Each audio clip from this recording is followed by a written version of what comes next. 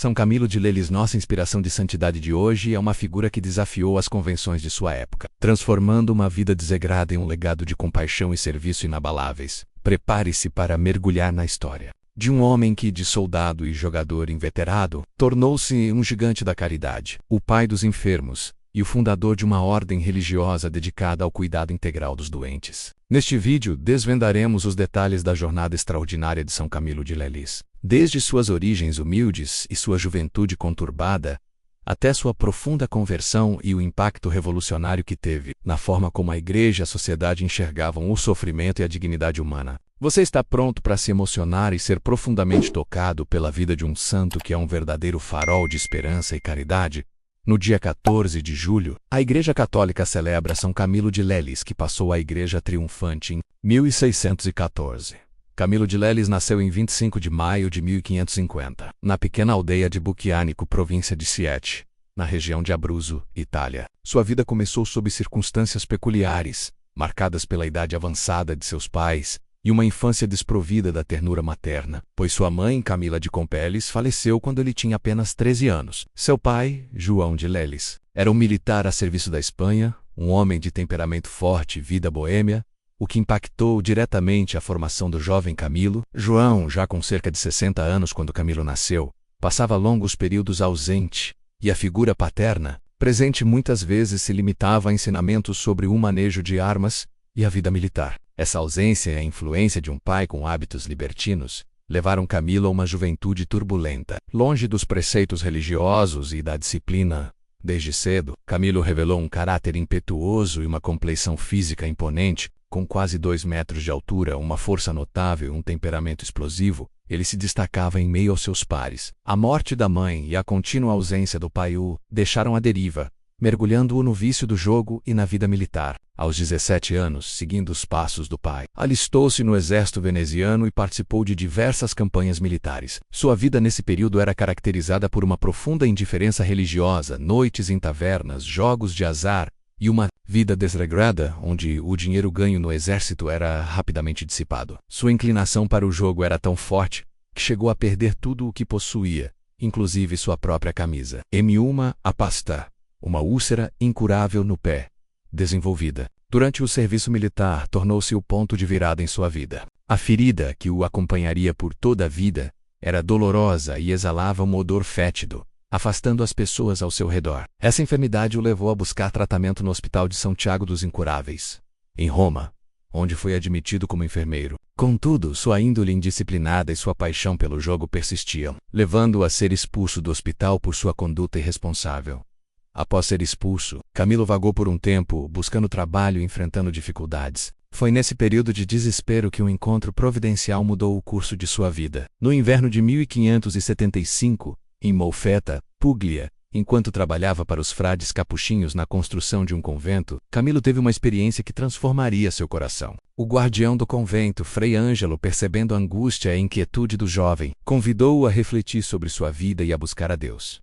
Foi durante uma viagem de Molfetta para São Giovanni Rotondo, onde levava cereais para o convento, que a graça divina o tocou profundamente. Em 2 de fevereiro de 1575, enquanto cavalgava, Camilo foi invadido por um sentimento de contrição e remorso por sua vida passada. Ele desceu do cavalo e, prostrado em terra, implorou perdão a Deus. Experimentando uma conversão radical e profunda, esse momento marcou o fim de sua vida de vícios e o início de sua dedicação a Deus. Após sua conversão, Camilo tentou entrar para a ordem capuchinha, mas a úlcera no pé que se agravava foi um impedimento. Ele retornou ao Hospital de São Tiago dos Incuráveis, desta vez não como um paciente indisciplinado, mas como um enfermeiro dedicado e compassivo. Foi ali que ele percebeu a profunda negligência e falta de caridade no tratamento dos enfermos. Muitos pacientes eram vistos como fardos, e o cuidado com eles era superficial e desumano. Camilo, com sua experiência de sofrimento e sua nova fé, sentiu um chamado divino para mudar essa realidade. Ele percebeu que o serviço aos doentes era, na verdade, o serviço a Cristo, conforme as palavras do Evangelho.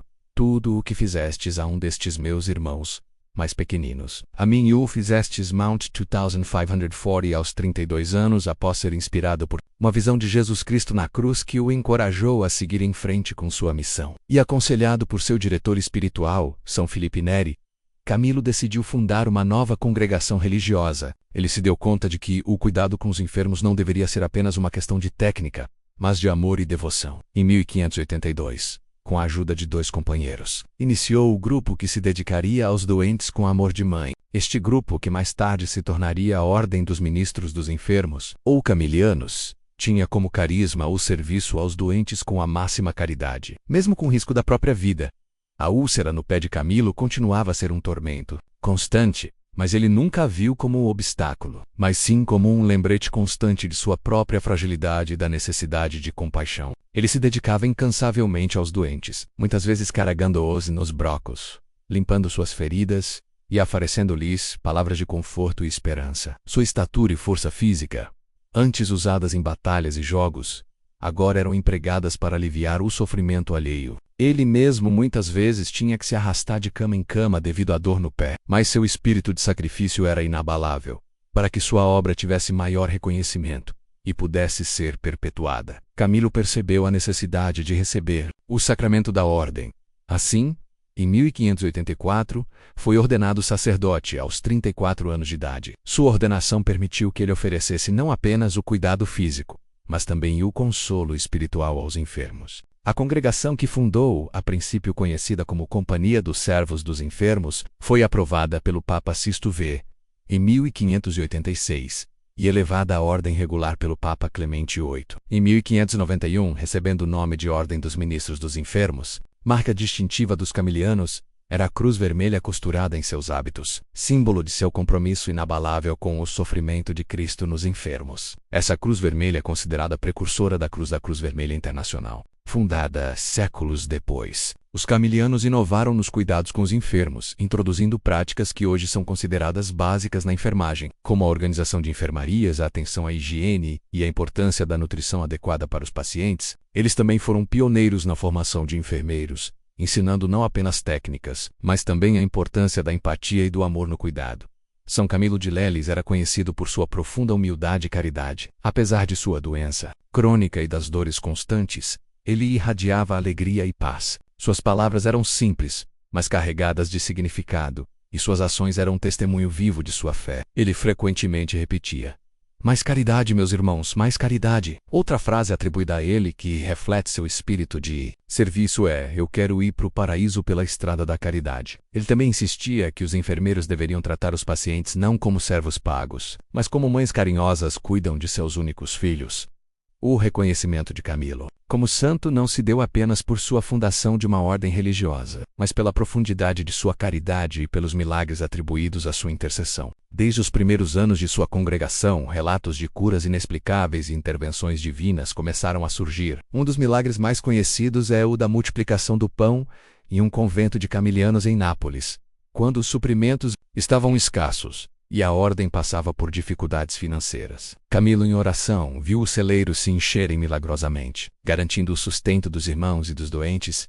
Outro milagre notável envolveu a cura de um leproso. Em uma ocasião, um homem que sofria de lepra em estágio avançado foi levado aos camilianos. Camilo, com sua fé inabalável, tocou o homem e rezou por ele. No dia seguinte, a lepra havia desaparecido, deixando a pele do homem completamente curada. Há também relatos de curas de cegueira e paralisia, onde a intervenção de São Camilo trouxe alívio e restauração da saúde a muitos que buscavam. Esses milagres, amplamente documentados por testemunhas e investigados pela Igreja, foram cruciais para o seu processo de canonização. Além dos milagres de cura, Camilo era conhecido por sua capacidade de acender a fé e a esperança nos corações dos moribundos. Ele passava horas à cabeceira dos leitos, confortando os pacientes, ouvindo suas confissões e preparando-os para a morte com grande devoção. Muitos testemunharam a paz e a serenidade que ele trazia aos momentos finais da vida. Firmemente que a morte para o cristão era a porta para a vida eterna, e que o cuidado compassivo nesse momento era de suma importância.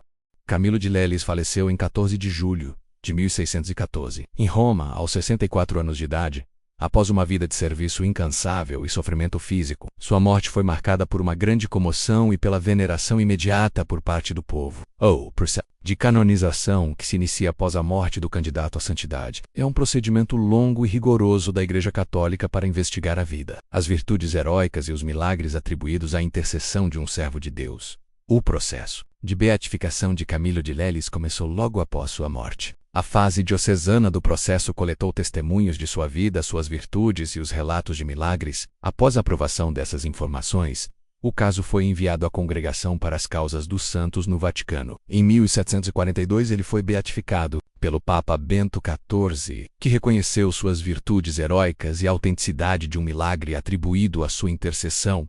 Para a canonização, a Igreja exige a comprovação de um segundo milagre ocorrido após a beatificação e atribuído à intercessão do beato. Após rigorosas investigações e a aprovação de um segundo milagre, São Camilo de Leles foi canonizado em 29 de junho de 1746. Também pelo Papa Bento XIV, sua canonização foi um reconhecimento oficial da Igreja de que sua vida foi um modelo de santidade e que ele é um intercessor poderoso junto a Deus. Ele é considerado o padroeiro dos doentes, dos hospitais, dos enfermeiros e de todos os que trabalham na área da saúde.